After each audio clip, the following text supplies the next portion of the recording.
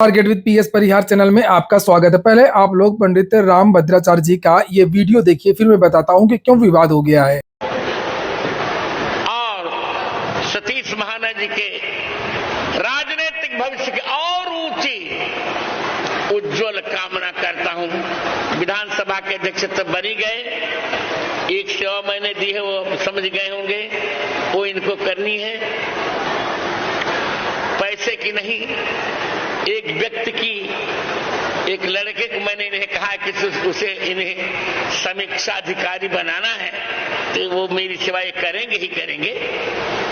मैंने कभी नहीं कहा, अब दोबारा कहूंगा भी नहीं। वो है शाश्वत शर्मा, उसका इनको मैं मंच पर कह दे रहा हूं। और अब हम आरती करेंगे। देखा आपने ये वीडियो, सुना, और ये इस समय ट्विटर पर ट्रेंड कर रहा है, सभी टेलीग्राम चैनल पर है, सभी फेसबुक ग्रुप में, सभी जगह आपको ये वीडियो उनका मिल जाएगा, आपने देखा भी होगा।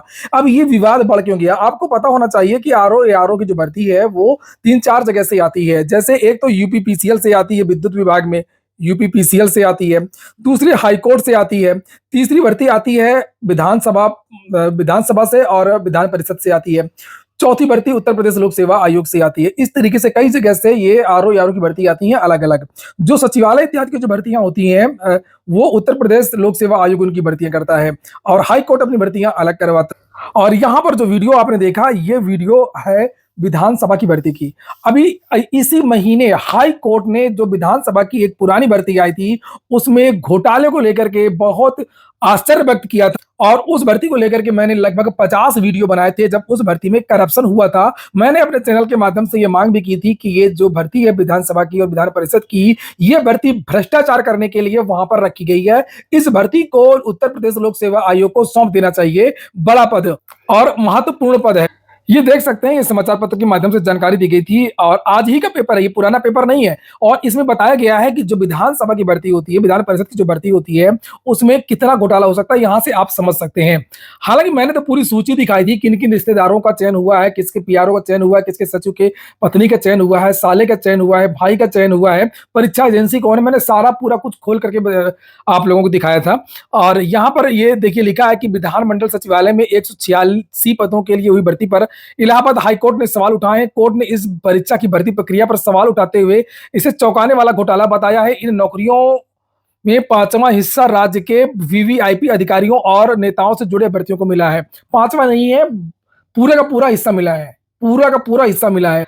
मतलब जो रिश्तेदारों का चयन हुआ है वो तो पता चल गया है कि ये उसकी पत्नी है, ये उसका सचिव है, ये उसका साला है। लेकिन जो पैसे लेकर के जो पद भरे गए हैं, एजेंसी चयन में बदलाव किया गया है। और वहीं पर राम भद्राचार्य जी की ऐसी टिप्पणी कि इसको बनवा दीजिए समीक्षा अधिकारी। पहले के जो विधान सभा के जो अध्यक्ष थे हृदय नारायण दीक्षित, उनके कार्यकाल में ये घोटाला हुआ था और अब सतीश महाना से कहा जा रहा है।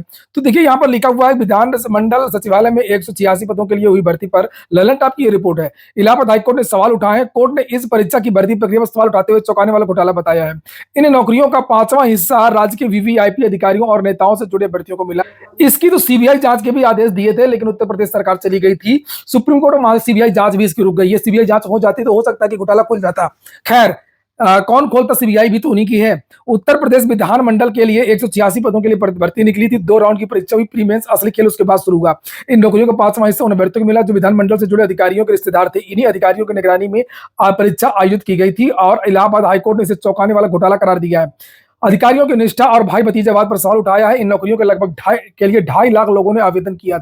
आगे लिखा है, इंडियन एक्सप्रेस से जुड़े श्यामलाल यादव की रिपोर्ट के मुताबिक सफल उम्मीदवारों की लिस्ट में तत्कालीन विधानसभा के अध्यक्ष जो हृदय नारायण दीक्षित थे, उनके पीआरओ और उनके भाई, एक मंत्री का भतीजा, विधान परिषद सचिवालय प्रभारी का बेटा, विधानसभा सचिवालय। आप लोग इस वीडियो को वायरल करते हो तो सरकार कहती है कि हम बहुत सुचितापूर्वक भर्ती करवाते हैं। योगी सरकार की कोशिश भी रहती है, ऐसा नहीं, बहुत सारे बदलाव भी किए हैं, लेकिन ये क्या है? सबसे बड़ा जवाब देना चाहिए योगी सरकार को कि ये क्या है, ये क्या? इस पर योगी सरकार क्यों कुछ नहीं बोलती है? मुख्यमंत्री कुछ नहीं बोलते हैं और प्रधानमंत्री कुछ नहीं बोलते हैं।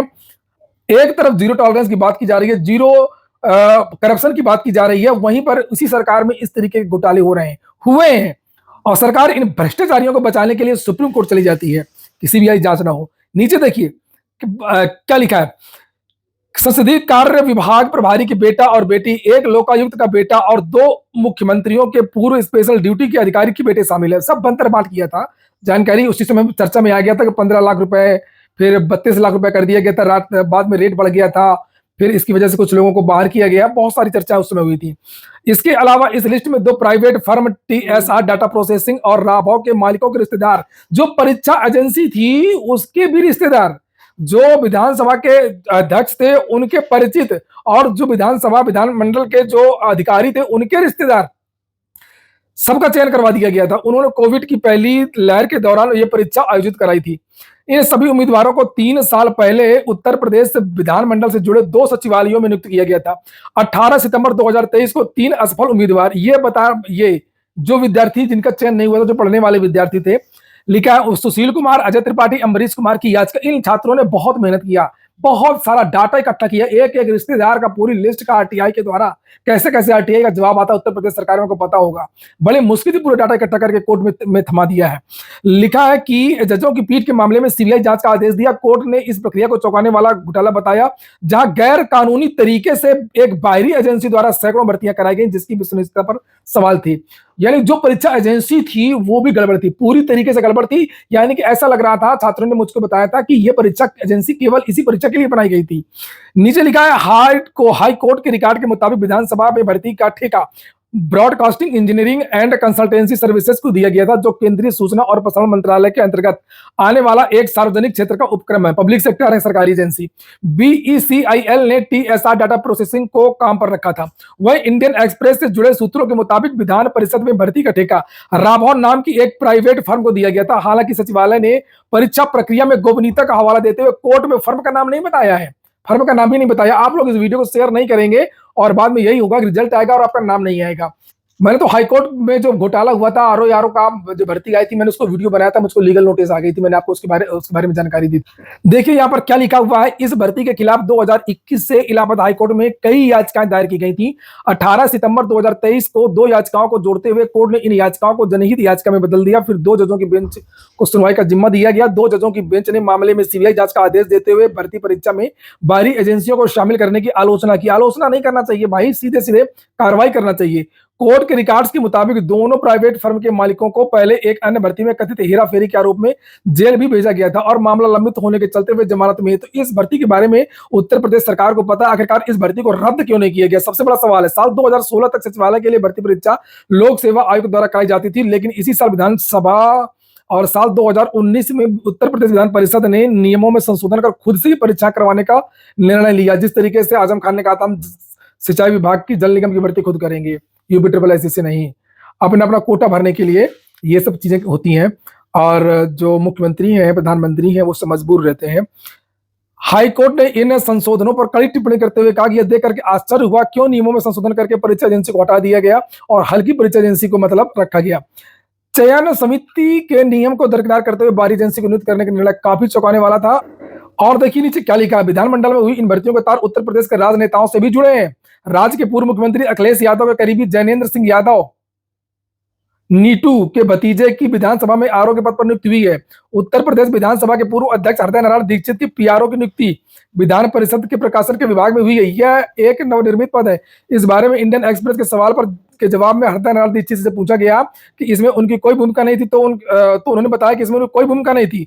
अच्छा, अध्यक्ष यही थे, उनके पीआरओ ने सब खेल करवाया और उनके साथ बाद में विधान परिषद सचिवालय में नियुक्त हुए। उत्तर प्रदेश विधान परिषद की अपील पर सुप्रीम कोर्ट ने सीबीआई जांच पर रोक लगा दी है और इस मामले अगली सुनवाई 6 जनवरी 2025 को निर्धारित है।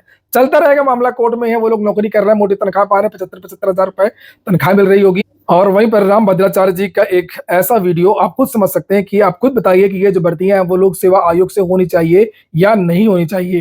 एक बात और बता दूं कि सारे नेता मिले हुए हैं, चाहे सपा वाले हों, बसपा वाले हों, भाजपा वाले हों। जब ये जो भर्ती हुई थी लोक सेवा आयोग से घोटाला हुआ था अनिल यादव के कार्यकाल में, तो ऐसा नहीं है कि उसमें सपा के लोगों का चयन हुआ था, बीजेपी के भी नेताओं का चयन हुआ था, उनके बच्चों का चयन हुआ था, उन लोगों ने भी करवाया था। और यही कारण है कि सीबीआई जांच आगे नहीं बढ़ी। और इस भर्ती में भी आपने देखा अभी कि अखिलेश यादव के करीबियों का चयन किया गया है। और क्या शायद ये भी एक कारण हो सकता है कि अखिलेश यादव ने इसकी जो बात है वो उठाई नहीं। विधान परिषद भर्ती घोटाले की जो बात है वो विपक्ष ने क्यों नहीं उठाया, और इसीलिए बेचारे जो विद्यार्थी हैं वो कोर्ट की शरण में है। आज के वीडियो में इतना ही। शुभ रात्रि।